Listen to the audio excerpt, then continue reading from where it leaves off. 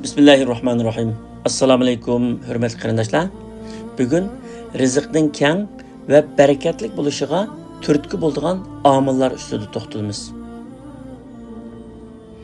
Tuvandagi 9 omil rizqning keng va barakatli bo'lishiga turtki bo'la oladi. Birinchisi Qur'on o'qish. Shaksizki Qur'on Karim maddi ve manevi bereketinin mənbəsidir. Şuna Qur'an oxuş rizqning keng ve bereketlik buluşuğa türtki buludu. Peygamber sallallahu aleyhi ve sellem mundaq degan: Baqara suresini oqunglar, çünkü onu oxuş bereket terk etiş hasrettir. Hurun adamlar bunu qılalmaydı. Bir adam Umar ibn Hattab radıyallahu anhu'nun yeniği kelib, özünün yoxsulluğundan dertlenedi. Ömer onunğa, sen Ömer'e müracaat qılmaqçımı yoki Allah'a mı? Qur'onni ügengin, şunda qılsan, Ömer'nin qışığa kelishga hacetin qalmaydı deydi. Şunundan keyin Ömer bu adamni uzun vaqt ko'rmaydi. Bir kuni uni uchirtib kelib, ahvolini so'raganda, o adam, Qur'on o'qidim, Allah mening hacetimni Ömer'ge tushirmaydigan bo'ldi deydi. Ömer, Qur'ondan nimani o'rganding deb so'raydi. Adam, ve fis semai rizqukum ve ma tu'adun. Osmanda sizlarning rizqinglar ve sizlarga va'da qilingan narsalar bor deganni o'rgandim deydi. Umar bunu anlab, ün selib yig'lab ketdi. Her etigini yarım pari bo'lsa-mu Qur'on o'qishni o'ziga odat qilib olgan kishilar hamisha moddiy ve manevi barakat ichida bo'ladi. İkincisi etigen turuş. Akşamı burun yetip ertesi seher turuş rizq hasıl qilishning, rizqning keng ve bereketlik buluşunun en kapalatlik yolu. Şuna Peygamber sallallahu aleyhi ve sellem, "Ey Allah, ümmetimge etigenning bereketini bergin" deb dua qiladi. Rasulullah sallallahu aleyhi ve sellem bir yerga elçi evatsa etigen de evatdi. Askar chiqarsa seherda chiqaradi. Reallik şunu ispatlaydı ki, etigen turup işqi tutuşuduğun milletler terakki qilmoqda. Ularning bayligi oshmoqda. Ama etigende uxlaydigan milletler, gerçi musulmonlar bo'lsa-mu, taraqqiyotda, baylıqda ve pen texnikada arkada qalmoqda. Avrupa devletlerinde etigen saat 5'lerde yollar tıkılıp gidiyorken, saat 8-9'larda yollar bütünlüğü boşap qaldı. Akşamları bolsa saat 9'da ko'chalarda adam qalmaydi ekan. Ama afsuski Müslüman devletlerde iş tamamen onun aksiçi bo'lmoqda. Şuna Müslüman devletlerde şunçilik köp tabiiy baylıklar bar turuqliq, ular hech qandaq tabiiy baylık yok Yaponiyaga yetelmagan. Çünkü ular akşamı burun yetip ertesi seher turuş arqılıq Allah Taala tabiatni bekitib etgan qonuniyat bilan hergiz zidlashmaydi. Ama biz bu qonuniyat bilan zidlashganligimiz uchun barakatdan mahrum yashamoqdamiz. G'arb davlatlarida ishchi xizmatchilar oz deganda kunda 8 soat ishlaydi ekan. Ammo musulmon mamlakatlarda ish boshqacha. Ba'zi davlatlarda, ya'ni ba'zi musulmon davlatlarda 17 minut, ba'zida 12 minut, ba'zida 10 minut ishlaydi ekan. Ularning ish o'rniga bog'liq hisob emas, ishlagan soati muhim. Ishlagan soatini hisoblaganda shunchalik oz chiqadi ekan. Shunga Amerikada soatlik ish haqqi to'laydi va ishga kelganligini emas, ish qilganligini hisoblaydi. Üçüncü taqvolik. Taqvolik Allah Taaladan qo'rqib, onunğa ve mahlukatga qarta mas'uliyat tuyg'usi bilan ish ko'rish deganlik. Taqvolik rizqning keng bo'lishiga albatta turtki bo'ladi.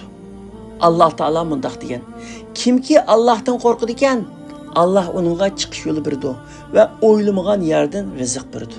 Yana bir oyatda Peygamber avatilgan yurtlarning aholisi iman etgan ve günah ma'siyatdan saqlangan bo'lsaydi, albatta ularga osmon zaminning barakatlarini yağdırıp beradi. Dördüncüsü şükür. Allah Taala ata qilgan ne'matlarga shukr qilish rizqning keng bo'lishiga turtki bo'ladigan eng cho'ng omildir. Chunki Alloh Taala agar shukr qilsanglar, ne'matimni texmi ziyoda qilib berman deb va'da bergan. Ma'lumki shukr til, dil va amal bilan bo'ladi. Til va dil bilan bo'lgan shukrni tushuntirishga hojat yo'q. Chunki uni har kim biladi. Amal bilan bo'ladigan shukrni tushuntirish kerak. Amal bilan bo'ladigan shukr ne'matni taat, ibodat va yaxshi ishlarga ishlatish. Ya'ni Alloh taolo bizga bergan tan saqligi, pul mol, kuch-quvvat qatorliq ne'matni taat, ibodatga va yaxshi ishlarga ishlatish. Uni gunoh ishlarga ishlatmaslikdir. Bu amaldagi shukr. Shunda qilgan kishilarning rizqini Alloh taolo albatta keng va barakatli qilib berdi.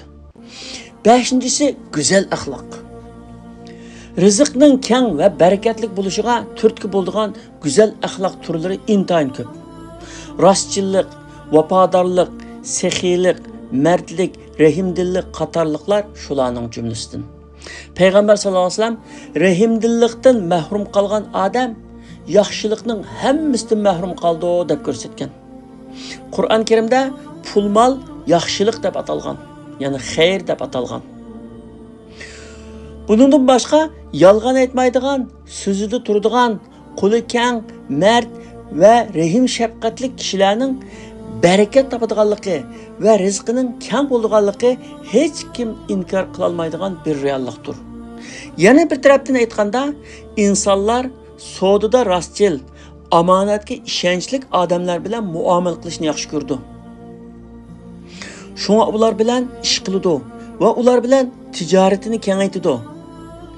Billa ish boshlagan sheriklarmi bir-biriga rostchil, vafodor va ishonchli bo'lsa, xiyonat qilmasa, ularning ishi albatta ro'naq topadi.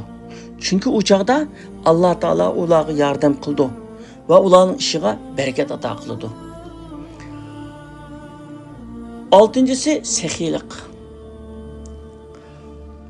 Alloh taolo ato qilgan pul moldan oilasiga va ehtiyojli kishilarga keng tasha ishlatish rizqning keng va barakatli bo'lishiga turtki bo'ladi.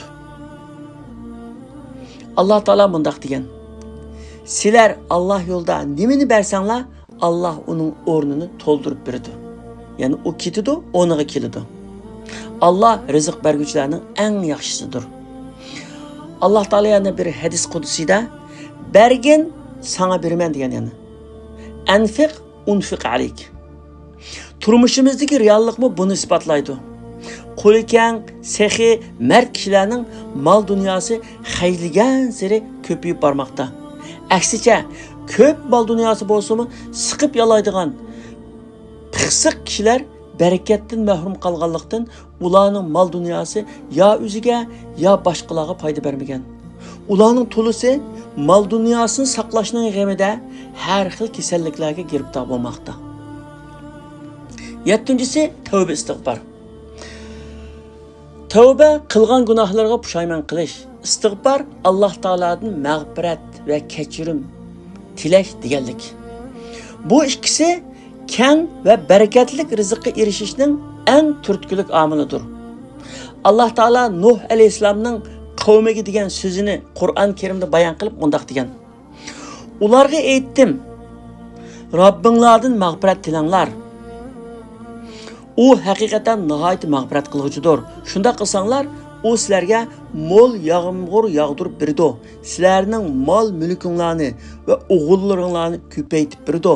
Sizlarga bog'larni, o'stanglarni ato qiladi." Chunki rizqning tarliqiga sabab bo'lgan omillarning biri gunoh ma'siyatdir. Shunga gunohlarga tövbe qilgan odamning rizqi keng bo'ladi. 8-chi tuqqandorchilikni davomlashtirish. Ota-onaning xizmatini obdan qilib, ularning duosini elish, urug' tuqqanlarga moddiy va ma'naviy jihatdan yordamlarni sunib, ularni xush qilish rizqning keng va barakatli bo'lishiga albatta turtki bo'ladi. Chunki ota-onasining duosini olgan kishilarning nomratlashib qolganligi yoki xorlanib qolganligi ko'rilmagan. turmushi baxtlik, boy-bayashatlik ichida yashayotgan kishilarni tekshirib ko'radigan bo'lsak, ularning mutlaq ko'p sonliqining ota-onasini rozi qilgan va ularning yaxshi duosini olgan kishilar bo'lib chiqadiganligi nihoyat aniq. Chunki tajribalar va reallik shuni isbotlab turmoqcha. Urug' tuqqanlarga yaxshilik qilish orqali tuqqandarchilikni davomlashtirishning foydasi haqida payg'ambar sallallohu alayhi vasallam bunday degan: kimki rizqining keng bo'lishini, yuz obro'yining mangu qilishini xohlasa, tuqqandarchilikni davomlashtirsin. 9-inchisi bo'ytoqlikdan qutulish. Baldır öyleniş, yoxsulluqdan qutuluşning ve bereket tepishning yo'li. Allah Taala öğlengichilarning turmushini boy qildiganligiga va'da berib bunday degan: Aranglardagi bo'ytoq ayollarning, öğlenishga layoqatli qul cho'rilaringlarning beshini o'ngshab qo'yinglar. Agar ular yo'qsul bo'lsa, Allah ularni o'z fazli bilan boy qiladi deydi. İbn Abbas radhiyallohu anhu bu oyatga asoslanib, o'ylanish orqali rizq tilanglar degan. Mushu oyatga bo'lgan iymoni bilan o'ylangan odamni Alloh taolo cho'qim kishilardan behojat qiladi. Uning turmushini mo'lliq va barakat bilan albatta beyitidi. Payg'ambar sallallohu alayhi vasallam buni ta'kidlab bunday degan: Allah 3 xil kishiga yordam qilishni ustiga olgan. Yani çokum yardım kıldı. Ular Allah yolundaki mücahit, kulluktan qutuluş için pulga muhtaç bolgan adam ve iffetlik buluş için öğlenmekçi bolgan adamdır. Şuna bizning Uyghur yaşlarımız pulsuzluk sebeplik öğlenişten korkmaslığı ve Allah Taala'nın bu vədisiga chin yürəkdən işinişi lazım. Ular Allah'ın vədisiga işinib cesur qadam alsa, Allah Taala elbette vədisini əməlga aşırdı ve ularning halini yaxşılıqqa o'ngshab qo'ydi. Yani namrat bo'lsa boy qildi ve berkat ato qildi. Allah Taala hammamizning oilasiga berkat ato qilsin. Amin.